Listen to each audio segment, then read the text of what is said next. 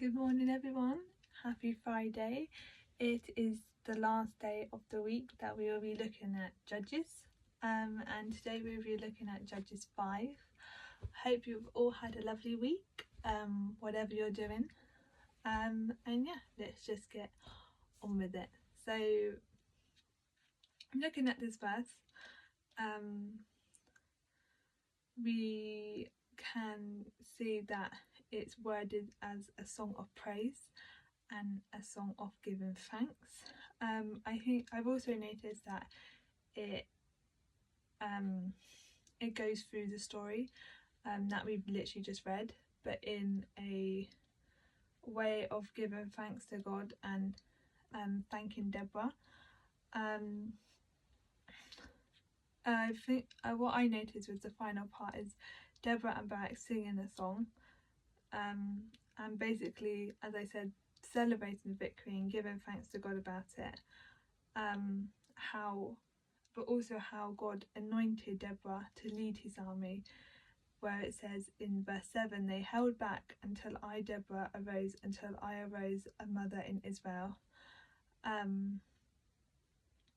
So it was that this kind of sounds like they held back until I, Deborah, did this, which I think was really interesting.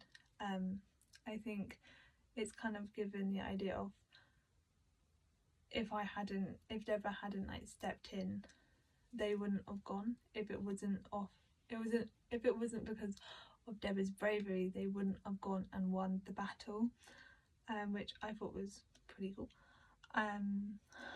I also liked verse 12, where they were singing wake up, Deborah, wake up, and break out into song. Arise, Barak, take captive your captives.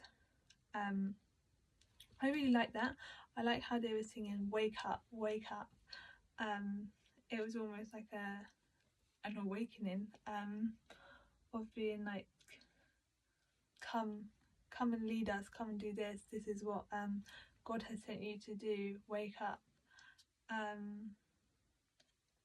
Yeah, so I really like that. I think overall I just enjoyed the whole verse of verse 5. It was, yeah, I think it's really interesting to see how much the Israelites appreciated Deborah and appreciated her role in what she had within them. As we look down in verse 13, the last part, where it says, may all who love you be like the sun when it rises in its strength. Those who love him will grow and flourish. The sun symbolises the power and the strength that it has when we trust God, and trust in him that he leads us to victory. When we don't think that he will, he does. And then giving thanks. I think sometimes it's so hard when we have those small victories in our life to give thanks to God and say thank you for him and to him for those things. Yeah, so like an example being like when it's a sunny day. So today it was really sunny, but the past couple of days it's been really rainy. So I think it's just little things like that, just giving thanks to him and thanking him for the lovely day that we can go outside and we're not staying inside. As we may know, like living in England is not the nicest weather. So yeah, just giving like little thanks. I think another example would be, I think for me, when I got into Moorlands, as I said, I think at the beginning of this week, I prayed a lot going into this process of getting into Moorlands, and then when I did, I think because the victory and how much I really wanted to come here kind of took over the giving thanks part. I forgot to give thanks to God for coming to Moorlands, but now I realised what I did. I thank him every night. I thank you that I'm here and that I get to learn about him.